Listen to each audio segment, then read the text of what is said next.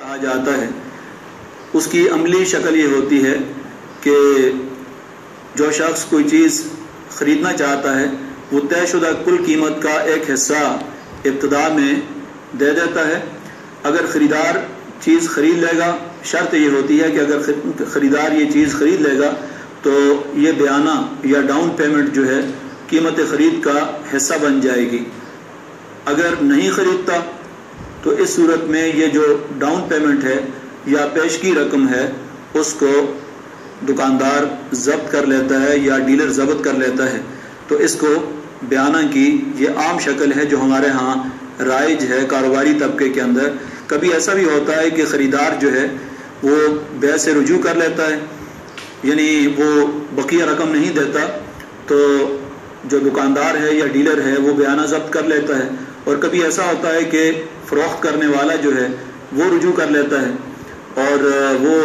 اب بیچنے کے لیے تیار نہیں ہوتا، تو اب اس سے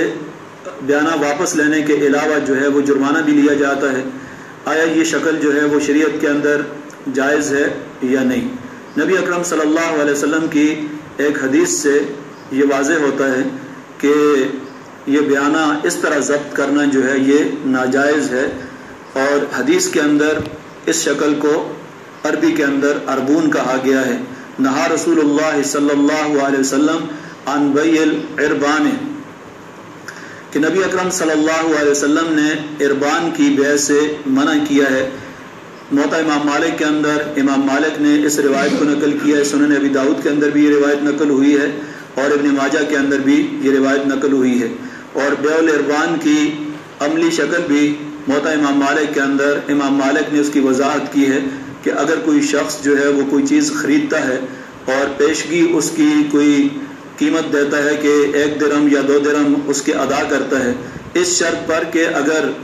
بعد میں یہ نہیں خرید سکا تو یہ رقم جو ہے وہ جو دکاندار ہے اس کو ضبط کرنے کا حق حاصل ہوگا، اور بصورت دیگر جو ہے وہ خریدار جو ہے اس کی جو باقی رقم ہے اس کے اندر اس کو شمار کر لیا جائے گا۔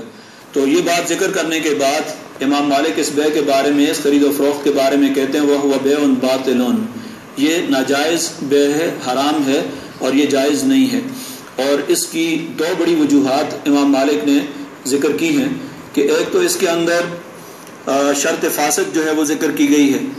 خرید و فروخت کے اندر کوئی ایسی شرط لگانا جو کہ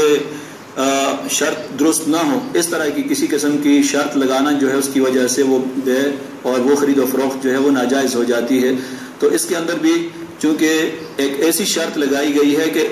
اگر آپ نہیں خریدیں گے تو یہ پیشگی رقم جو ہے یہ ضبط ہو جائے گی، یہ جو شرط لگائی گئی ہے یہ شرط لگانا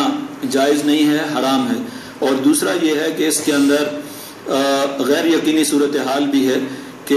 ہو سکتا ہے کہ وہ خریدے، ہو سکتا ہے کہ نہ خریدے، اور بیچنے والے کے حوالے سے بھی غیر یقینی صورتحال ہے کہ ہو سکتا ہے کہ وہ بیچے اور ہو سکتا ہے کہ وہ نہ بیچے۔ تو یہ محض چانس اور اتفاق ہے جس کی بنیاد پر اگر اس نے پیشگی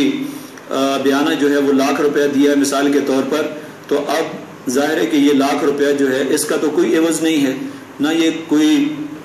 اجارہ ہے، نہ کوئی خرید و فروخت ہے، نہ اس کا کوئی عوض ہے، تو ظاہر ہے کہ یہ ناجائز ہے یہ شکل۔ اور ہمارے ہاں معاشرے کے اندر عام طور پر جو ہے وہ یہی شکل رائج ہے۔ لوگ جو پراپرٹی ڈیلر کا کاروبار کرتے ہیں وہ بھی اسی طرح بیانہ لیتے ہیں، اور اگر خریدار خرید نہ سکے تو اس کا بیانہ ضبط کر لیتے ہیں۔ اسی طرح دوسرے بڑے بڑے جو کاروبار ہو رہے ہیں، تجارتیں ہو رہی ہیں، ان کے اندر بیانہ کی عملی شکل ہے جو کہ ناجائز ہے۔